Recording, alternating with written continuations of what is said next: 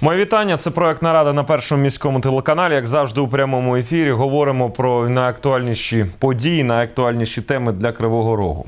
Сьогодні у нас в студії одразу два гостя. По-перше, це головний спеціаліст служби у справах дітей виконкому Покровської районної міськради Метенько Катерина Володимирівна. Моє вітання. І прийомна мати двох хлопчиків, двох маленьких криворіжців. Прийомна мати Тетяна Іванівна Васильєва. Сьогодні говоримо про створення та функціонування прийомних сімей та дитячих будинків сімейного типу. Тема для звичайного такого пересічного громадянина, вона іноді складна. Не складна через там психологічне питання взяти чи не взяти конкретно у свою сім'ю, а тому що багато дітей, яких беруть дорослі, вони про це знають іноді більше, ніж дорослі, які не беруть таких дітей. У нас є три типи того, як ми можемо влаштувати дитину в сім'ю. Це усиновлення, це опіка, і це варіант дитячий будинок сімейного типу або прийомна сім'я. Чотири варіанти. Я хочу, щоб ви, Катерина, допомогли нам на початку розібратися, у чому конкретна відмінність від кожного з цих типів. Здравствуйте, для начала. Тут, значит, семейные формы воспитания ребенка в 4 направлениях идут. Первое – это усыновление. Это через решение суда люди усыновляют ребенка, который становится полностью на правах дочки или сына и вступает во все имущественные и неимущественные связи вместе с родителями. Тобто це як звичайна дитина. Якщо цю маленьку дитину взяли там у віці там 1 року, 2 років, півроку, то дитина може навіть не знати. Це усыновление украинское является конфиденциальной информацией, да. Дети об этом не знают. И почему на усыновление идут именно маленькие дети? Потому что в основном люди, которые берут таких детей, они именно хотят, чтобы ребенок не помнил того негатива, который был у него в жизни, потому что вот где-то лет до 5-6, когда ребенок попадает в семью, к нормальным, скажем так, людям, которые его взяли, у него стирается тот негатив, который он видел до этого. Поэтому, в силу того, что чем меньше ребенок помнит, тем лучше, конечно, для него. Добре. Наступный. Опека – это в основном идет родственники. То есть, когда у ребенка умирают родители, или ребенок получает статус или сироты, или ребенка, лишенного родительской опеки, то есть это бабушки, дедушки, какие-то родственники, больше в плане идет опека. Коли опіка, залишається прізвище оригінальне, але вже коли дитина під опікою, на неї держава виплачує гроші, соціальну допомогу. Да, социальную помощь в размере 2 прожиточных минимумов. И далее приемная семья. Да, приемная семья, вот о чем мы с вами сегодня будем говорить. Приемная семья и детский дом семейного типа я немножко так распределю. Приемная семья, целью вообще создания приемных семей, детских домов семейного типа является обеспечение надлежащих условий развития детей-сирот и детей, лишенных родительской опеки, в семейном окружении путем передачи их на воспитание и совместное проживание в данные семьи. Так, буквально 2 секунды кто именно категория какая-то детей. Дети-сироты – это дети, у которых умерли или погибли родители, что подтверждается решением, свидетельством о смерти. Дети, лишенные родительской опеки – это дети, у которых родители лишены родительских прав. Были дети, отобранные у родителей без лишения родительских прав. Все подтверждается решением суда. Родители, которых признаны недееспособными, родители, которых находятся в розыске, родители, которых по состоянию здоровья не могут исполнять своих родительских обязательств, родители, которых находятся под следствием, родители, которых находятся в местах лишения свободы, и также это дети, которые брошены в роддомах или брошенные, например, неизвестными, просто подкинутыми дети найденные, и те дети, которые также от которых отказались забрать их родители с детских домов или других учреждений здравоохранения. И вот эта категория детей, то есть, которые остаются без родителей. И вот приемная семья – это семья, которая берет на воспитание от 1 до 4 детей-сирот. А більше 4 – то вже дитячий будинок сімейного типу. Да. То есть приемная семья – это супружеская пара, которая официально состоит в браке. А якщо це одна жінка або один чоловік? Да. Или же это отдельный человек, который не состоит в официальном браке, то есть у него никаких нет обязательств по отношению к другому человеку. И они берут на воспитание и совместное проживание от 1 до 4 детей-сирот. Детский дом семейного типа – это также отдельный человек или семья, состоящая в официальном браке, которые берут от 5 и более детей-сирот и детей, лишенных родительской опеки. При этом общее количество детей вместе с родными, тут есть поправка, не должно превышать 10 человек в общем, если у родителей есть уже свої прийомні От діти. ми з Тетяною Іванівною тепер поговоримо. 3 роки тому Тетяна Іванівна разом зі своїм чоловіком взяла до себе в сім'ю прийомних дітей. Тепер це має назву офіційну прийомна сім'я. У вас 2 хлопчики. Вони є рідними братами між собою у кровних стосунках. Я буду ставити вам запитання. Я просто так, як звичайній людині, мені цікава ця тема. Ви через цю тему пройшли, а ви мені будете відповідати, як це все відбувалося на практиці. Від вашого бажання і першого походу до одних з органів і установ, до моменту, коли діти зайшли до вас додому, і разом з цим ви отримали повний пакет документів. Скільки пройшло часу? Где-то приблизительно год. Рік пішов. Як, зрозуміло, що вам захотілося?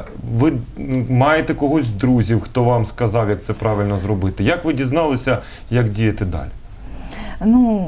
Скажем сразу, у нас даже в мыслях такого не было, брать там чужих детей или кого-то воспитывать. Если бы мне сказали это лет 5 назад, я бы просто не поверила, что я смогу это сделать. Був якийсь переломний момент? Да, дело в том, что у нас есть сын, который вырос и нашел свою половинку, он женился и ушел с семьи. Ему на данный момент сколько? 29. Вот. Мы начали искать какой-то выход, потому что пустота вот эта в квартире, ты чувствуешь себя, что ты никому не нужен, нету этой заботы, нету этой любви. Как-то пусто, в общем, и в быту, и на сердце везде было пусто.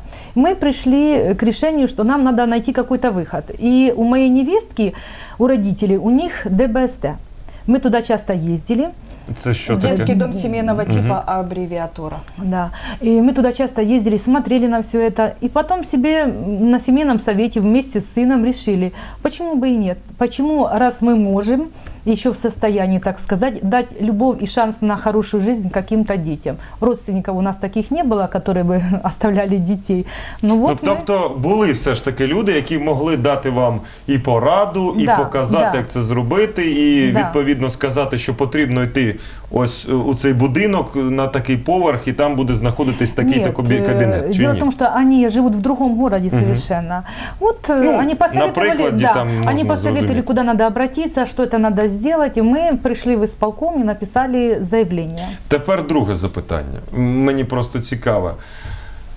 Вік, як ви обирали, чи за вас обирали, знову ж таки? У вас просто на той момент, коли ви обирали хлопців, їм було 7 і 6. 7 і 6. Вони погодки, і в них рік різниці між ними. Як відбувався процес вибору? Мені завжди цікаво просто. От ви приходите, ви бачите багато дітей і скажете, я хочу у цього, вам кажуть, що в нього є ще брат.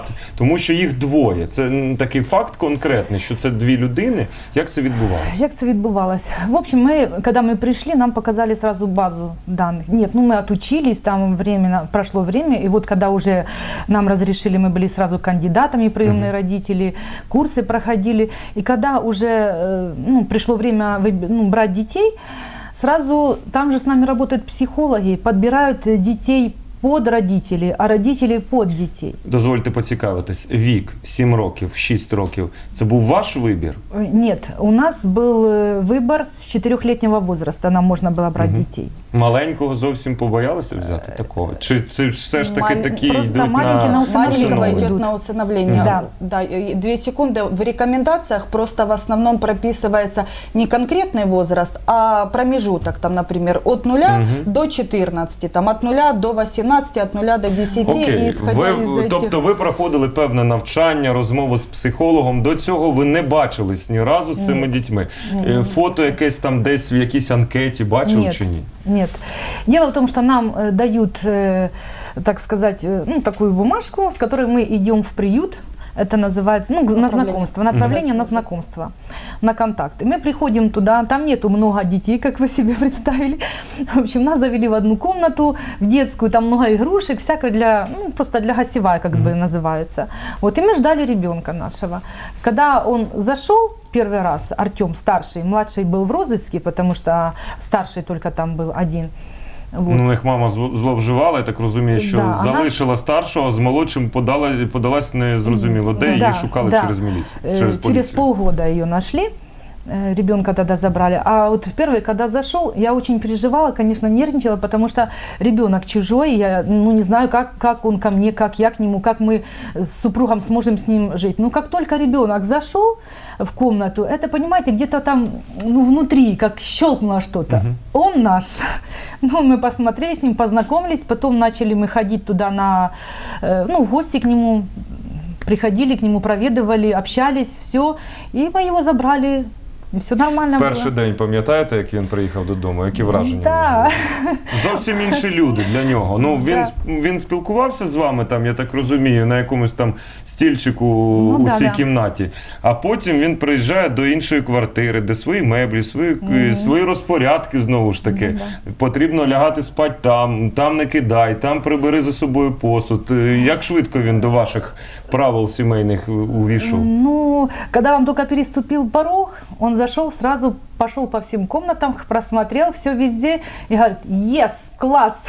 Ему, в общем, у нас понравилось. То, певно, умови проживання у вас були набагато гарніші, ніж були у нього з народження. Його рідний брат, коли приєднався до вашої Через родини? полгода. Його знайшли? Да, его нашли, и он был в приюте.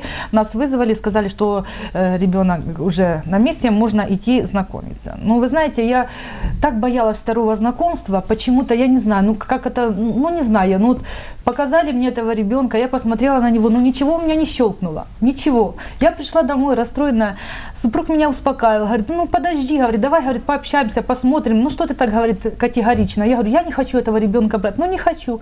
А за законом потрібно, так? Если это родные братья, да, мы не рассоединяем, мы стараемся отдать, если просто по медицинским каким-то показателям он не находится в спецучреждении. А якщо троє дітей, наприклад, и всіх да. троє? Почему и создаются вот приемные семьи и детские дома семейного типа, чтобы да, вот всю сразу, то есть это бывает трое, это как минимум, бывает и 6, и 7 детей, и их нужно куда-то 3 роки вони устраивать. мешкають у вас. Скажіть мені, будь ласка, часто вони згадують минуле життя? Чи вони хочуть більше про нього не згадувати? Очень редко они вспоминают об этом, и очень редко они вспоминают своих родителей. Они не хотят. Как только мы начинаем заводить этот разговор, у них еще старшая сестра есть, начинаем разговаривать с ними, они сразу как-то, понимаете, отгораживаются, как-то сразу переводят на другую тему разговор. Ну, я говорю: почему вы не хотите? Вот мама, какая она не есть, она же ваша родная мама все равно. Да, мы понимаем. Ну, скажіть мені, будь ласка, в школу вони вже йшли, коли жили у вас вдома, так? Да.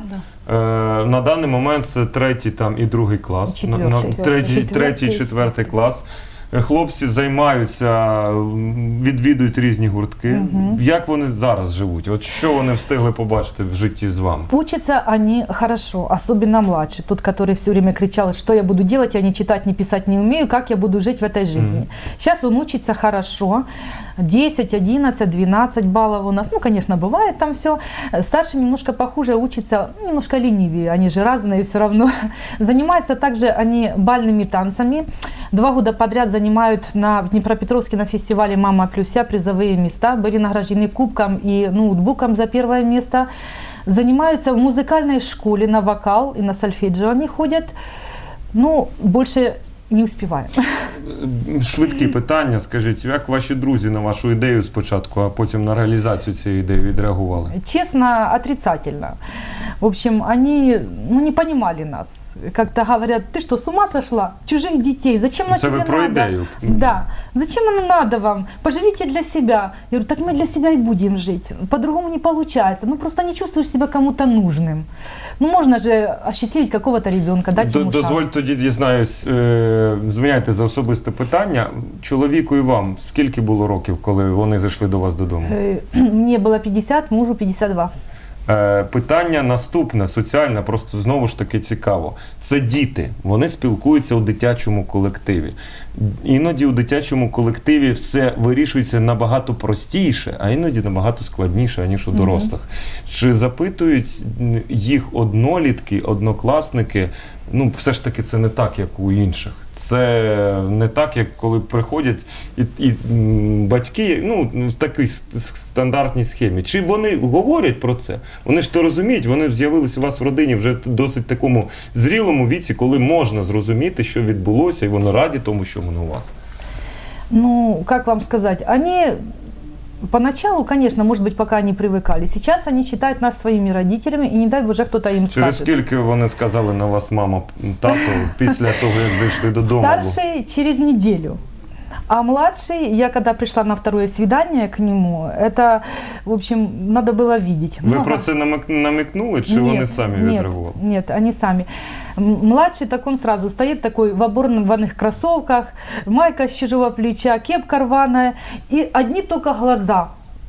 Вот такие большие.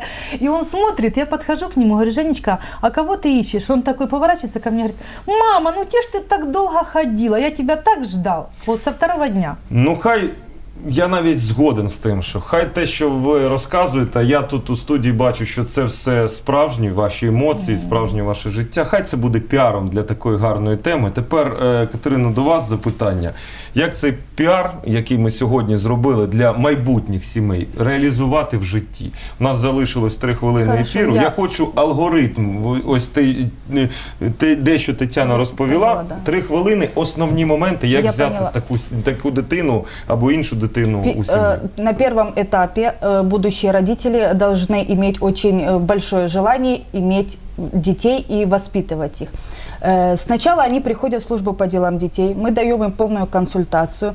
После этого они идут в Криворожский центр социальных служб для семьи, детей и молодежи для того, чтобы собрать весь пакет документов, который им необходим. И они проходят в Днепропетровском областном центре, проходят обучение кандидатов в приемные родители и родители-воспитатели.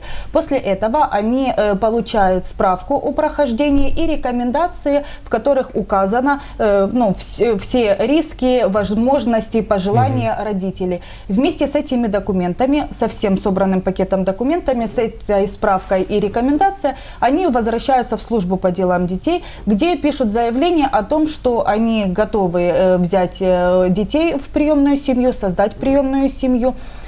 И после этого на основании всех документов службы по делам детей делается заключение о возможности создания приемной семьи и начинает процесс подготовки знакомства с детьми. Ви допомагаєте? Конечно. Головне, люди хочуть бути впевнені, Конечно, що это не наша потрібно основная бігати задача. Нет, по это наша кабінетах. основная задача помощи и подбора детей, потому что наша цель для того, чтобы все детки находились в семье.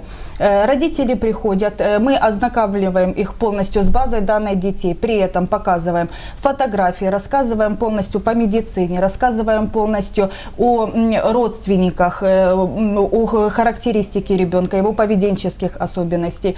Если человек готов идти знакомиться с ребенком, ему выдается направление на знакомство с данным ребенком. Приезжаем мы в учреждение, у нас это в основном самое больше ездит, это центр реабилитации на 129-м квартале и дом малютки. У нас происходит организация самого знакомства, при котором участвует и администрация заведений, и приглашаются дети. Дети уже изначально, ну если они такого возраста, они уже изначально подготовлены к тому, что придут люди, которые хотят с тобой познакомиться, ты бы хотел пойти в семью. Ну то есть для детей это не является каким-то таким нонсенсом, что сейчас кто-то Зайди к с ним, тобой, да, чем бы- прийти, сидит куча народа. Детки приходят, конечно, по-разному себя ведут. Кто готов к общению, кто более замкнут, кто тут уже идет большая работа наша и администрации уметь вовлечь, потому что и родители себя тоже по-разному иногда ведут. Кто более легко подходит к ребенку, кто более тоже как-то для них этот стресс. Головне запитання, я так вже від себе додам, що в нас в студії сьогодні була головний спеціаліст служби у справах дітей виконкому Покровської районної міської ради Метенько Катерина Володимирівна, яка розповідала нам юридичні аспекти, такі фактичні аспекти. Прийомна мати Васильєва Тетяна Іванівна розказала, як це на практиці вже вдома, яке веселе життя стає, знову дитячий сміх і згадуються ті молоді роки вашого сина, коли все тільки починалося у шкільний час. Говорили про створення функціонування прийомних сімей та дитячих будинків. Ми дякуємо Покровській районній раді, Покровському виконкому за те, що допомагають нам з гостями розібрати такі важливі теми. Я хочу нагадати, що якщо ви зацікавилися цим питанням, то це робиться не тільки у Покровському районі. За Це місцем вашого проживання Проживання, да. вам потрібно звернутися у Службу по ділам дітей. яка знаходиться у приміщенні Ісполкома, районної ради да. вашого саме району. Я дуже вам дякую, бажаю успіхів, бажаю великих перемог. Якщо ви там за рік отримали вже ноутбук, подарунки і все інше, я думаю, що попереду дуже великі перемоги. Ми будемо працювати. Да. Да. А вам Нужно направлення. знаходити нові сім'ї. Залишайтеся на нашому телеканалі. Гарного вечора. Продовжимо. До побачення.